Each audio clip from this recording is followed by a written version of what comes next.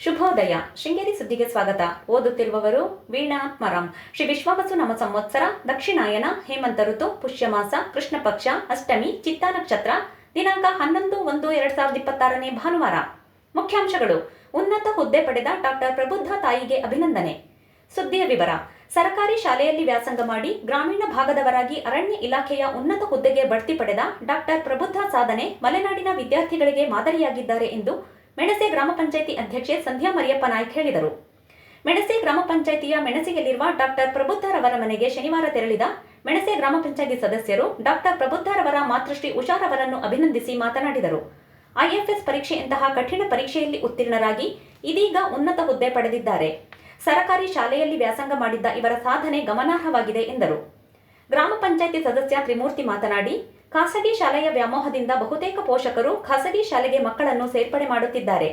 Doctor ಪ್ರಬುದ್ಧ ಕನ್ನಡ ಮಾಧ್ಯಮದಲ್ಲಿ ವ್ಯಾಸಂಗ ಮಾಡಿ ಪ್ರೌಢ ಶಿಕ್ಷಣದವರೆಗೂ ಸ್ಥಳೀಯ ಶಾಲೆಯಲ್ಲಿ ಓದಿ ಸಾಧನೆ ಮಾಡಿದ್ದಾರೆ ಎಂದರು.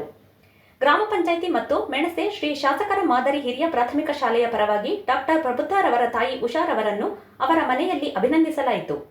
ಈ ಸಂದರ್ಭದಲ್ಲಿ ಗ್ರಾಮ ಪಂಚಾಯಿತಿ ಸದಸ್ಯರಾದ ಸುಷ್ಮಾ ಸುರೇಂದ್ರ, ಮೆಣಸೆ ಶಾಲೆಯ ಮುಖ್ಯ ಶಿಕ್ಷಕಿ ಲತಾ, ಶಿಕ್ಷಕರಾದ ಕಲ್ಲೇಶ್, ಜಯಂತಿ, ಅನಿತಾ, ಎಸ್ಡಿಎಂಸಿ ಅಧ್ಯಕ್ಷ ಸಂತೋಷ್ ಕಾಳ್ಯ, ಸದಸ್ಯ ಅರುಣ ಭಂಡಾರಿ ಇತರರು ಇದ್ದರು.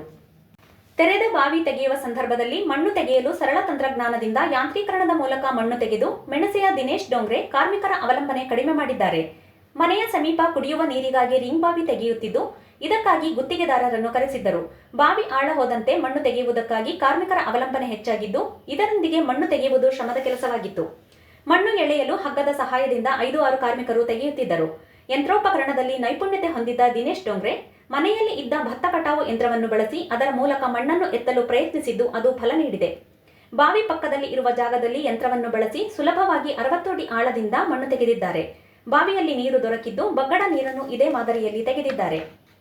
ಅಡ್ಡಗದ್ದೆ ಗ್ರಾಮ ಪಂಚಾಯಿತಿ ಮಕ್ಕಿಮನೆ ಸಮೀಪದ ಕಾಡಿನಲ್ಲಿ ಚಿರತೆಯೊಂದು ಸಂಚರಿಸುತ್ತಿರುವ ಬಗ್ಗೆ ವರದಿಯಾಗಿದೆ.